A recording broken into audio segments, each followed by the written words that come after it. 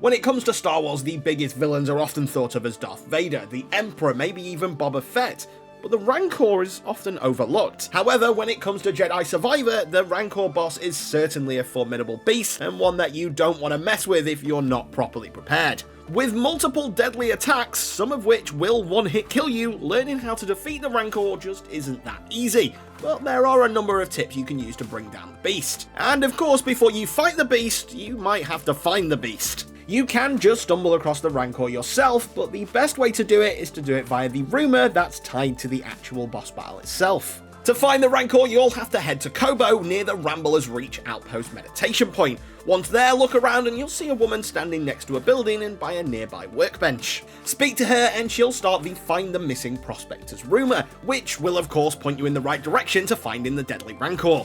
Using the rumor to guide your direction, you can find him in the Sodden Grotto, which can be found through the Hunter's Quarry. Don't worry too much about getting lost in the Sodden Grotto though, it's pretty much a straight line and it's pretty easy to navigate, and there's even a meditation point right outside the boss arena. So make sure to grab that, because it's likely that you're gonna die a good couple of times. From my personal experience, the Rancor is actually one of the hardest boss fights in this game, purely because if you make one wrong move, it could be all over in an instant. Of course, while there are multiple stances that you can pick, there isn't really a best stance to pick. Personally, I went with the blaster and lightsaber combo because it was the one I'd leveled up the most, but realistically you should just be going with whatever stance is currently your highest level.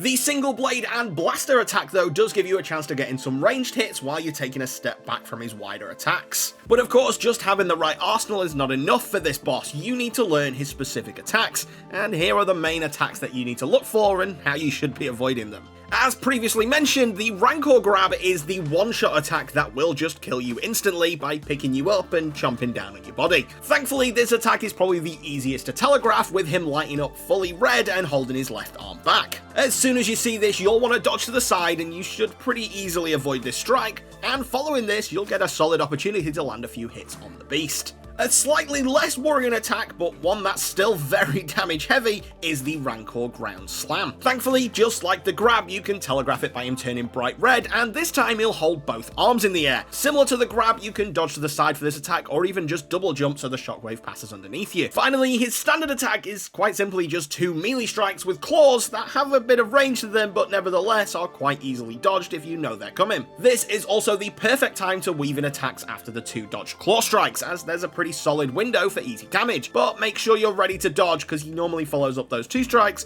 with another two strikes pretty quickly. He'll also sometimes run at you and throw a couple of things at you, but for the most part it's just those three attacks.